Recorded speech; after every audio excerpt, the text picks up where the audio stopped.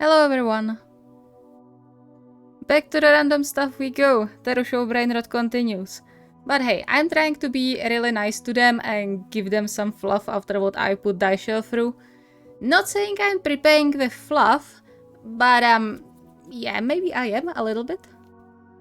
As always, special thanks to my lovely patrons. You're keeping this channel going. Enjoy!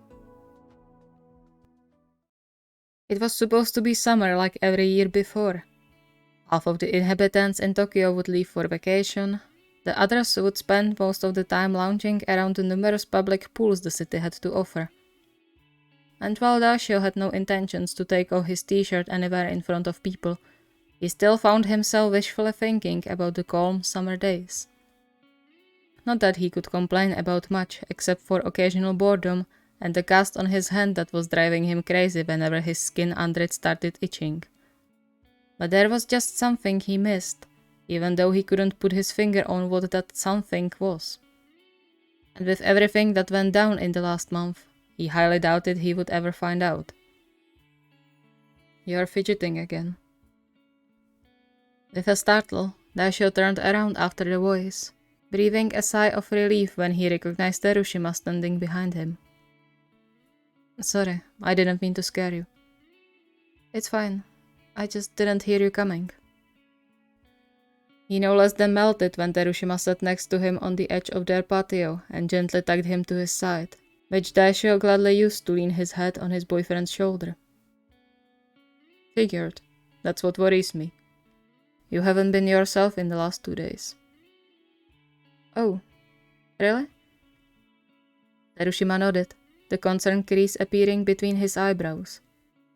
He took TeruShou's more or less healed hand in his, running his thumb over his knuckles, the touch sending light jolts through his skin. "Is something bothering you?" TeruShou sighed, but there was no real reason to lie. "I'd love to know myself. I guess I get bored sometimes since I can't play right now and it's too hot to go running. And you still wouldn't allow me to go, would you?" "I just don't want anything to happen to you." Smiling, TeruShou snuggled closer to Terushima's side despite the hot weather, his heart swelling over the amount of care for his well-being. "I know, and I'm grateful for that."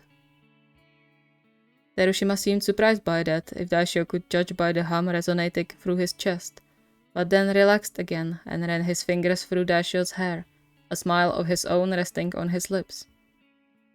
TeruShou closed his eyes and let the sun rays warm his face, for the first time in several days feeling truly calm. Perhaps all he really needed was to have Terushima close, to be on the receiving end of the soft smiles and gentle touches. But unfortunately, he couldn't have that all the time. It was stupid to be this clingy, he knew that. Even though they lived together, Terushima had his life and work and couldn't be with him 24/7. Besides, there was nothing to be afraid of, not anymore. So why did he often found himself clutching Terushima's hand as if the man was about to disappear the moment he let go? Why was it so difficult for him to fall asleep when he couldn't feel the other warm body beside him? Why was it so difficult to say goodbye every day Terushima had to leave for work? "Sugu." He snapped out of his thoughts, realizing he was squeezing Terushima's arm with much more strength than he intended, the still healing bones in his right wrist almost wailing under the pressure. His breath hitched, a weak whimper leaving his mouth when the pain caught up with him. He eased the grip immediately, inwardly berating himself for slipping yet again. "Sorry, I'm being difficult." As if. He took TeruShou's wrist in his hand, the tenderness and careful touch almost chasing tears into TeruShou's eyes. "I don't want you to be in pain. Any pain, not just from broken bones." "I'm not. It's just... I feel bad that you have to deal with this whole thing. With me." A sour chuckle escaped his mouth. "You signed up for a difficult time, huh?" "Sugu, I know you said you wouldn't be with me if you didn't want to, but Isn't it getting tiring sometimes? Always having to be so careful with everything. Always waiting. He wasn't sure if he wanted to know the answer to that, but it was too late to take it back. It took him a single date to realize Terushima was an exceptional person. Or perhaps he knew it somewhere deep down from the very first moment they met after the match back then. He made sure Terushima knew what he was getting into at the end of their second date, when it was still possible to turn around and leave. And yet, Terushima stuck with him until now, allowing Daisho to fall much deeper than he had ever imagined. But under all those great feelings had always resided fear, just waiting to be let out. Have you ever blown bubbles? Daisho blinked a few times and looked up, confused by the sudden change of topic. Maybe as a kid? I can't really recall. Why? With a mysterious smile, Terushima motioned for him to stay seated and jumped up, rushing inside the house. He was back in just a moment, holding a little plastic bottle Daisho had seen numerous times being sold in toy shops in his hand. Before Daisho managed to ask what was that for, Terushima sat back next to him and opened the lid, grumbling under his breath when he spilled a few drops of the soapy water on the grass. Yuji? Not that I want to discourage you from enjoying kids' stuff, but what? The rest of the sentence died off on his tongue when Terushima held the bubble stick in front of his mouth, an excited smile curling his lips. Come on, blow on it. Still baffled, Daisho leaned slightly forward and blew into the circle, his breath soon forming several colorful bubbles.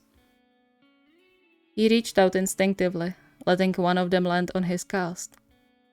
The bubble stayed still for a second before it popped, leaving nothing but a faint memory and a few tiny drops of water behind. But despite that, he could feel his own lips curling upwards when he looked up, finding Terushima created more bubbles in the meantime.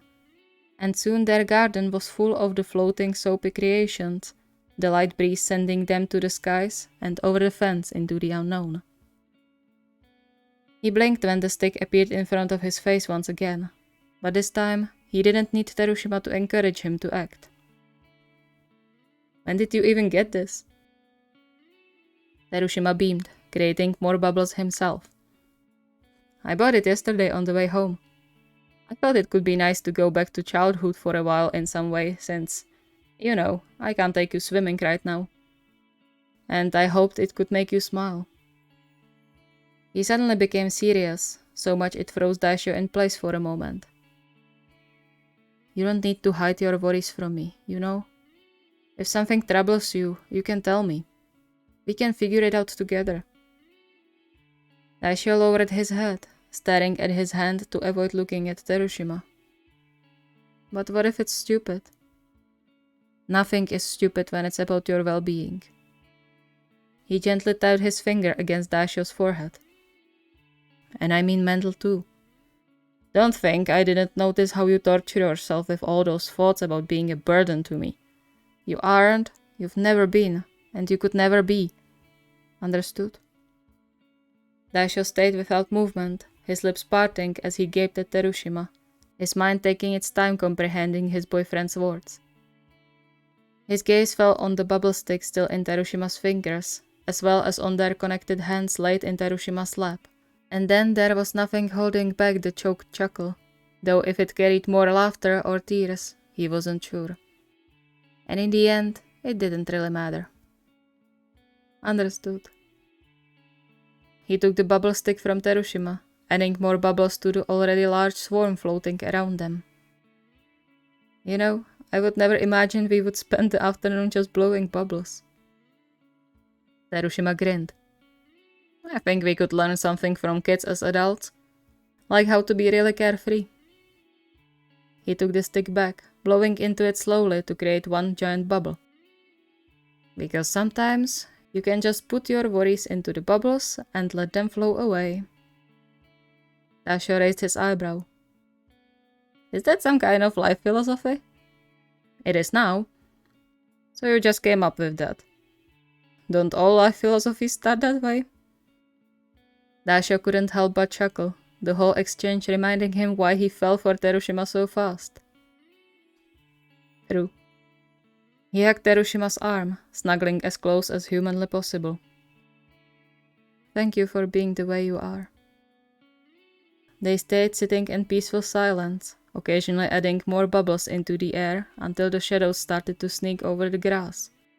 Only then they got up, their fingers still entwined, and went to prepare themselves dinner, the last bubbles popping silently behind them.